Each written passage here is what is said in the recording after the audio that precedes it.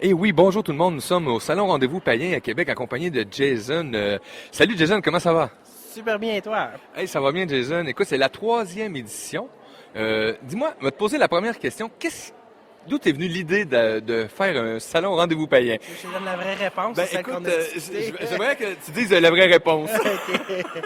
Écoute, c'est parce qu'il y a beaucoup de salons sur le paranormal, mais la sorcellerie au Québec, on n'en parle pas beaucoup. Pourtant, il y a énormément de travailleurs autonomes dans ce domaine-là, des travailleurs en énergie, des soins. Il y a des boutiques aussi ésotériques. Les gens m'appellent et me demandent où est-ce que je vais, mettons, pour acheter mes encens équitables ou je veux m'informer sur la sorcellerie. Je vais où? Puis pourtant, il y en a plein de boutiques, mais ça coûte cher se faire connaître. Puis ici, ben, les banques, ils te prêteront pas de l'argent, là, si tu travailles là-dedans. Donc, pour eux autres, c'est rien. Donc, le but, c'est de faire un salon qui est rentable, que la table est accessible à tout le monde pour que tout le monde puisse s'afficher. Puis ça leur donne une chance, finalement, de tous se rassembler ensemble parce que c'est en communauté qu'on va pouvoir réussir, là. Puis juste même, est-ce que tu as déjà eu des réactions bizarres de gens qui savent pas qu'ils rentraient dans un salon Rendez-vous Païen et qui réalisent, oups, on est dans le milieu des sorcières? Écoute, les réactions bizarres, je les ai eues quand j'ai eu une boutique ésotérique. Pas, avec le salon, d'habitude, les gens viennent parce qu'ils sont intéressés. Ils savent un peu c'est quoi. Oui, c'est ça. Ou sinon, ils sont curieux. Donc, ils sont très respectueux. Il n'y a vraiment pas de problème. Mais sinon, quand j'avais une boutique ésotérique, c'est arrivé que les gens se sauvent. Là, hey, je suis rendu où, là, moi, là? Qu'est-ce que je fais ici? C'est quoi c'est ici? Je dis, c'est une boutique ésotérique. Ils font, hey, c'est quoi ça? Je dis, magie, sorcellerie, puis ils se sauvent. Mais, tu sais, bon. Écoute, ça, c'est. Oui, parce qu'il y a beaucoup de préjugés actuellement encore sur la magie, la sorcellerie. Il y en a qui voient ça comme je vais te transformer en crapaud, tu vas avoir des pustules. Oui. Exemple, là. Il y a déjà quelqu'un qui m'a demandé si je sacrifiais des poulets, là, tu sais. Oh, Et moi, j'ai non. répondu, ben moi, je fais juste le dindon, tu sais. Ah! Mais, tu sais, écoute, je comprends avec ce que les médias véhiculent. C'est sûr que si tu écoutes TVA, ça se peut que tu as l'impression que la magie puis les sorciers puis il y a du satanisme encore au Québec, là, mais c'est vraiment pas ça, là. C'est tous des gens ouverts d'esprit, super accueillants. Il n'y a aucun sacrifice. Non, pas à cause qu'il y a un hôtel qu'un sacrifice, parce que là, on est dans un endroit merveilleux Et pour oui. cette édition-là. Dis-moi, d'où est venue l'idée d'amener ça ici, dans une ancienne église? Écoute, c'est parce que ça va peut-être en choquer quelques-uns, quelques chrétiens, mais quand même, la religion catholique, c'est pas basé toute seule. Elle a emprunté à peu près énormément de choses à gauche et à droite de plein de religions.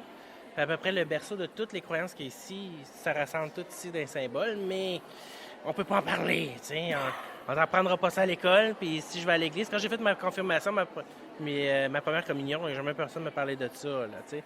C'est à force de se renseigner que j'ai découvert ça. Puis en même temps, ben, je peux pas cacher le fait que ça a un petit côté moqueur en même temps de ce qui s'est passé. T'sais, on s'entend les chasses aux sorcières, etc. à cause de l'Inquisition. Bon, on remonte à longtemps. Puis là, ben, finalement, si tu veux pas qu'on démolisse ton église et qu'on la transforme en condo, ben, on va faire un salon ésotérique dedans. C'est quand même une drôle de situation, mais écoute, c'est un endroit magnifique. Je pense que Oui. les gens, à ce que je peux voir, on apprécie beaucoup l'endroit. C'est quand même merveilleux de se retrouver dans un lieu de prestige, un peu comme ça, ancien lieu de prestige, qu'on peut dire.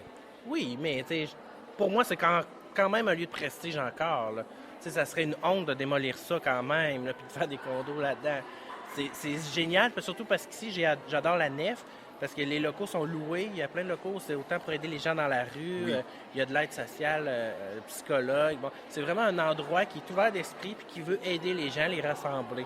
Fait que dès que je leur ai parlé du salon, eux autres, ils étaient super ouverts, super enjoués de faire ça ici.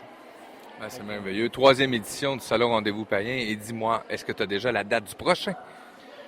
Et non, c'est pas encore coulé dans le béton, mais c'est ça, ça va être dans le mois d'octobre, bien sûr, l'année prochaine. Si ça peut fitter avec l'Halloween, peut-être. C'est Donc, la fin de semaine.